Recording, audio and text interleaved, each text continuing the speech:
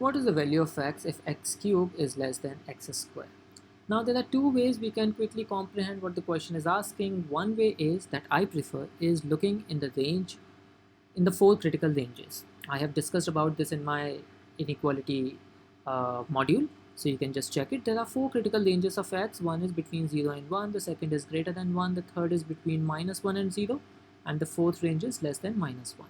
These are the four critical ranges in which the solution changes, so we can quickly see that which ranges satisfy this. X cube is less than x square, so certainly x can't be greater than 1. X cube will be less than x square for both the negative ranges, because x cube will always be negative for any negative value, while x square will always be positive for any positive value. And between 0 and 1, any higher power of the number results in a smaller number, so in this range also the question will be true. That means the question is asking the two things: is x between 0 and 1 or less than 0?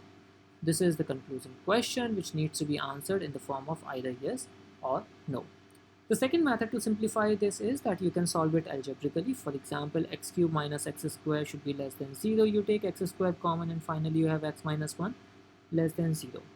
Now because the x square can definitely never be less than 0, it's always either 0 or positive. So this part always must be less than 0 for this entire results to be true. That means x should be less than 1. So the question is asking, is x less than 1? But we should be very careful that x cannot be 0 for this to be true.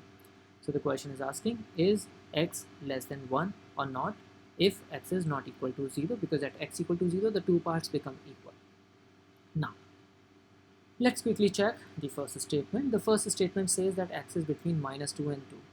So there are two possibilities. The first value of x can be 1 by 2, in which case the answer to the question is yes, because the value of x is in this range.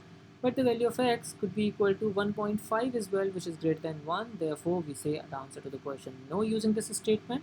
So the first statement alone is not sufficient to answer the question. We eliminate option A and option D at this stage.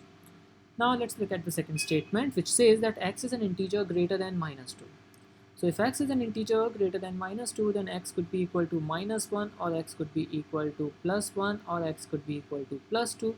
While -1 says the answer to the question as yes, +1 or +2 give answer to the question as no.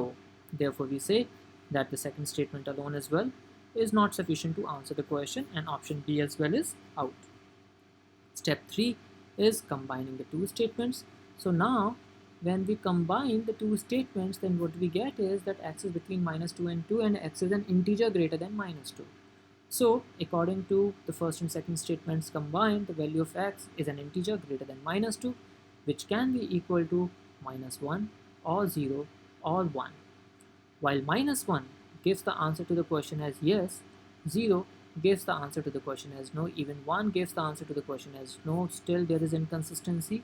Therefore we say that even after combining the two statements, the information is not sufficient, and final answer of the question is option E.